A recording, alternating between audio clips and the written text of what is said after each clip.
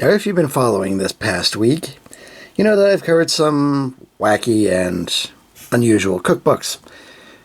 So you're probably wondering, what could possibly be so bad that it would warrant a Halloween special? What could be so unsettling and awful that ringing up on a night of terror would possibly warrant? I have such sights to show you. Just starting off with the cover, we're seeing something a little strange here. Yes, it looks like just a pot of stew with meatballs in it, but given my knowledge of advertising and promotion, there's a fair chance that a lot of this is either fake or shellacked, so that's an upsetting thought. Instead of going to the 70s, this actually goes all the way back into 68. For the first printing anyway. The third printing happened in 69, so it's getting towards the 70s, and as you'll see, there's some interesting carryover. But proper, we do see something very 60s, a nice pot of fondue. So nice that they started off with a something pedestrian, and apparently what we had on the cover was meatball vegetable bake.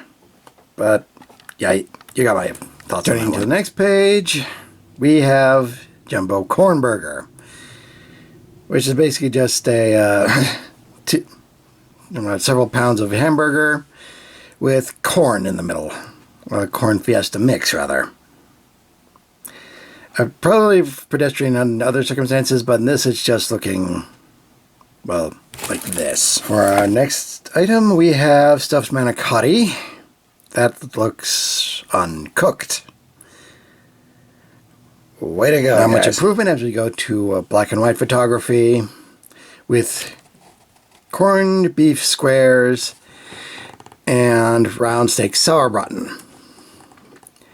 Now, if these were in color, this would at least give us a little more context, but there's just something extra nightmarish about food photography in black and white. Next, we have cabbage rolls, one of which has been either set to be rolled or has been unwrapped. An odd choice. Next, we have a black and white photo of chili con carne using 2 teaspoons of chili powder and bay leaf for the seasoning. Ooh. Now, according to this picture, it is spaghetti and meatballs, but I'm just seeing meatballs drowning in spaghetti sauce. So, your guess is as good as mine. Although they do have, for something resembling authenticity, that wine bottle wrapped in twine. Next, we have a trio of what they're describing as stews. Despite what this looks like, it is in fact burger skillet stew, which is only a minor variation of what we saw on the cover, but it does include lima beans, so there you go on that one. We have Bavarian style stew with red cabbage. Okay, that's cabbage. And Pioneer beef stew with pie crust, which technically would count as a form of British meat pie. Now, alongside this next page of several stews and dumplings, we do have handy tips of cooking with a Dutch oven, which are relatively helpful. For the picture now, we have smoked pork chop and lima bean skillet, which apparently for the gravy base, it will be flavoring the lima beans, so you won't just be tasting lima beans itself. So, take that for what you want. On the next page, we have several suggestions of what you can do with ham. I don't suppose anybody's tried many of these more than once. And in case you're wondering, Ham and Cheese Delight Swiss ham pie. The only thing making it Swiss is the Swiss cheese. Now we got something particularly interesting, for one reason or another. California curry platter with chutney peaches. And yes, it says 12 packages or 6 slices of chopped ham, but let's face it, that's spam. Next, we have our section on lamb. Pictured here, lamb stew in dumplings. Now, I'd imagine that these white bits here are the dumplings themselves. Those rounded parts are small onions, and miscellaneous brown bits are the lamb itself. And, no, we thought we'd get away from the lima beans, but they just use the mini ones. Now, on to the ever controversial veal, especially these days. I'm not even too sure if veal isn't even made anymore, but for an example of the picture, we have a veal noodle bake. Okay. For something a little more tasteful and colorful, relatively speaking. We have the poultry section with chicken and turkey. Pictured here, chicken a la king bake, topped with potato chips. I would complain about that a little more, but I was in the age of the tuna noodle casserole, so I can't really complain too much on it. For the book's next suggestion, they say for easy preparation, cut into large identifiable cubes. That's just a handy tip to have for anything. And here we have chicken rice casserole. They say you could sub ham for the chicken, but serve a green salad with it. And now pictured here we have Spanish-style chicken. Now, since we know that both the Old El Paso book and this book are from Better Homes and Gardens, you wouldn't think that they would do this, but they recycled pictures. Moving on then, we have Frankfurter and Sausages, part of the book, where we have very unique suggestions as to what you can do with frankfurters and or sausages, such as either weenie ladas, which are unfortunately, just as they sound, enchiladas with hot dogs in them. Or for something a bit more domestic, we have frankfurters for the savory frank noodle bake. Pick your poison. For more exotic flavors, we have sausage egg casserole, which is apparently southern and has an appetizing combination of sausage and corn.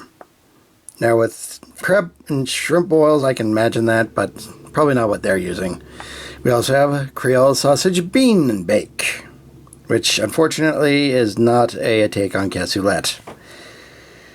God help you if you think it is. Anyway, we're getting to here eventually. Now this, ironically, is not tuna casserole, but it's something that's called tuna Italian. I'm not entirely certain what makes it Italian. It calls for Parmesan cheese, but if that's what you're going for to call this Italian, I got some. For our next lovely dishes, we have here a tuna vegetable pie, not that you would know it from the photography, and rice and tuna pie. We're using rice as the crust. I don't know what kind of dark magic people would have to use to get a pie crust from rice and just boil rice itself, and I don't think I want to know. Further, for rice black magic, we have a parsley rice ring serving alongside their version of shrimp Creole. Yeah, that doesn't look like it's just drowning in ketchup. Next up here, alongside how you measure shrimp back in the day. Still, you can use a lot of this too. We also have Hawaiian shrimp platter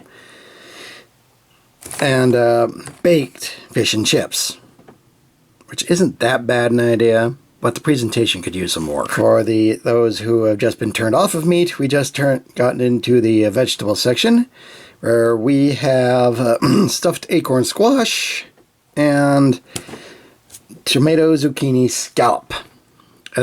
Scalloped tomatoes and zucchini, not tomato zucchini sardina scallop, if that's any difference to you. Next we have more fun with rice, with a hot German rice salad right here. Green rice bake using rice, cheese, and spinach. Of course, it's an American cheese. Why wouldn't it be? And rice and cheese bake. Not the same thing as green rice bake, because there's nothing green in it. At least, nothing like what they expect you to use. Next up, we have a version of stuffed onions. Now, we did see a version of stuffed onions with B. Dylan Hollis's video, and it was subpar. This looks a little more reasonable and logical. And we also have hot dill potato salad for a lovely change of pace. For our next entry into the lima beans, we have bean pot limas, which are basically just baked beans with lima beans instead of your regular beans. Navy beans to be precise. So there's a variation if you really need it. Moving on, we have here a potato tomato scallop. So apparently they're just cooking potatoes and tomatoes together with tomato sauce. So that just kind of reinforces that potatoes and tomatoes go well together. So that's nothing wrong there. Then we have stuffed tomatoes, stuffed vegetables in general seem to be a big thing, but you don't see that too often these days. Outside of a fancy dinner, anyway. Something definitely out of the past and took way more effort than people probably wanted. Cheese souffle. If you wanted to, you could do this as individual souffles if you are that masochistic. Next, we have our section for eggs, which, yeah, it does include something called Mexican scramble, but has nothing Mexican actually in it. It's honestly closer to a Denver omelet, if anything. Moving on then, here we see pictured Swiss cheese egg bake. So at least we know that they're not using American here. But they are using cream of chicken soup, so... and buttered French bread that you serve on top of it. I don't get it either. We're skipping this page for just one reason, because the next page is... oh, it is something else. It is a picture of chili mustacchioli. And I must warn you, if you have sensitive constitutions, you may want to pause the video and go visit the restroom to try and settle your gorge. Just look at it. Let it sink in. Let it burn into your brain and forever haunt you. Time for a little bit of a break here with some variations on noodles. Nice little palate cleanser for everything we've seen so far. And trust me, it's not going to get any better. Didn't believe me? Swiss turkey ham bake. Along with a guide as to what you can do with leftovers. Or what you can add to leftovers to make them more appealing for later. Turkey paella. No. Just no. So now for morning and midday lunches, we have things that are going to guarantee that you are cured of your hunger. Rice and ham stack-ups. Tuna souffle ring up here. And turkey cheese buff. And I have never heard of these outside of this book. Probably for good reason. Deviled corn and crab. If someone comes to you and say that this is their specialty, I would eye them with very great suspicion. Lobster thermidor bake. Looks to be an individual ramekins, so everybody knows that you're not really eating it. Now, this picture is deceiving because it shows waffled and broiled peaches with some sort of sauce. The sauce is chicken pecan sauce that you serve over these waffles. Yeah, that's really getting into the weeds here. For something I have heard of, we have veal parmesan, although it's over spaghetti. Now, we know of chicken parmesan, and I remember either Sleepless in Seattle or Forget About Paris, one of those two. I know they started Billy Crystal, and they had this thing with veal parmigiana. I'm not too sure it was this recipe, though. In fact, I'm fairly certain of it. But to accompany it, chicken rice bake. Yum, yum. It just wouldn't be the 60s without Swedish meatballs. And these are looking fairly innocuous and actually fairly decent looking. Now, I know of several chefs, including Alton Brown, who made Swedish meatballs before, so it's not that difficult. I'm not too sure I trust this recipe, though, but it's here in case you need it. If you need it. Now, a lot of you have probably been wondering, what's with all this extra accoutrement for these dishes? Well, here we have the whole nasty story of trims for the final touch. How to add extras to your dishes to make them more appealing. Or at least that's the goal. Behold, pizza in the late 60s. Now, I've done enough homemade pizzas myself, on top of my family, so I know that there is at least something similar to this, but it's not quite this, not quite now, this. In addition to an interesting picture of pizza supper pie, okay, we also have seating arrangements and such for entertaining buffet style. So if that's important to you, this book has it. Here we have curried lamb, or at least a version of curried lamb. Now, I have an Indian restaurant nearby me, so I've seen curried lamb. It may just be the fact that the photo quality is a little off, but it doesn't look like this. And for those of you who need it, formal seating arrangements. Yippee skip. Alrighty, so next up we have clam stuffed shrimp, using frozen shrimp At least I hope they're frozen. And minced clams in a can. It definitely sounds like one of those, you don't know you like it if you haven't tried it yet, but this picture isn't giving me much hope. Another so-called puff with a clam puff, which is basically just a souffle with clams in it. Okay, and scalloped oysters. Now, scalloped potatoes, fine. Oysters, as long as they're done properly, fine. Together, I don't know. Taking a break from the horror real quick, we will take a look at a hot pot here, which is basically just another type of fondue, just using chicken broth instead of cheese. It'd still probably burn your mouth real good, though. Right here we have some more interesting advice involving using a double boiler to melt cheese. Never tried it, but I can't imagine it can't be any worse than some of the disasters I've tried just trying to melt cheese for macaroni and cheese. Here we go. Beef fondue. Now you're really taking your life into your hands. Described here is Black Magic Luncheon. Who in their right minds calls something that? Also a take on tempura. So they did at least bother to include it, so they are trying to be a little more international. Trying being the operative word. Here's something they say is a hamburger pie topped with potato fluff topper. Whatever that is, along with brown bread sandwiches filled with cream cheese. Just question marks all the way around. From the late 1960s, advice is to serve shopping for a crowd. I don't imagine that people are shopping for a crowd these days. Additionally, buffet settings for a crowd, so yay, they did include that, if that interests you at all. And now we get into the true nightmares, the speedy and convenience suppers. Again, you probably want to take a break here real quick. And this is meatball pie, in case you were wondering. Corned beef bake. Served in a sauce of cream of celery soup, topped with American cheese. No. Here we have hamburger stroganoff, which is kind of how most people do stroganoff anyway. They just use hamburger helper. So I imagine this is shortly before that. As well as a chili burger supper.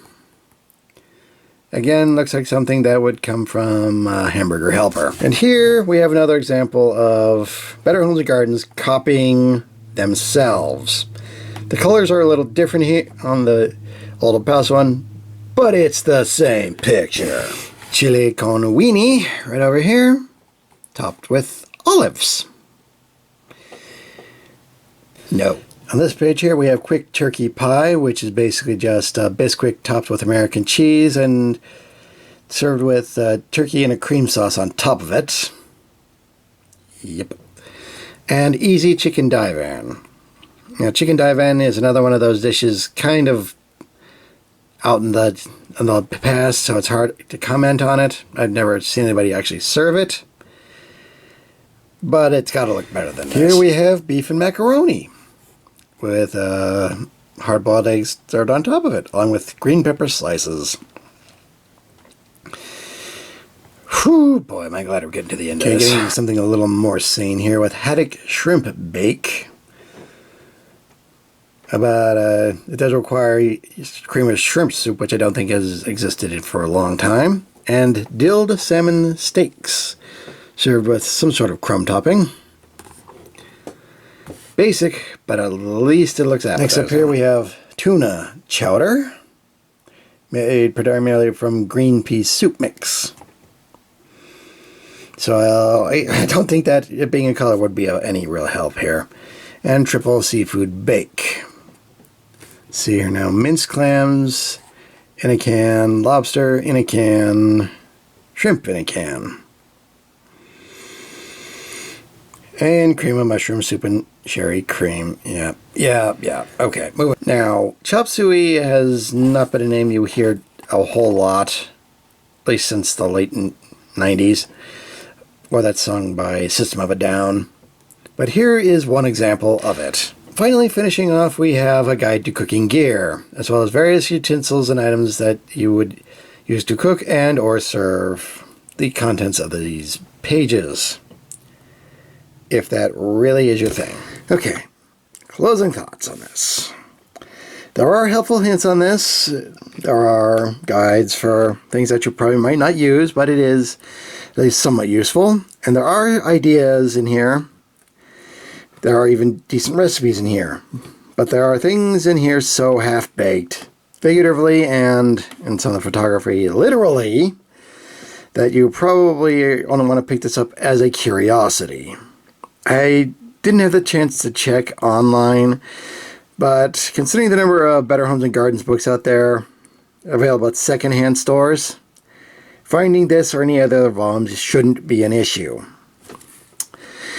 Anyway, I'm the Deceptiwolf. This has been the Better Homes and Gardens Casserole Cookbook. Have a good night and happy Halloween.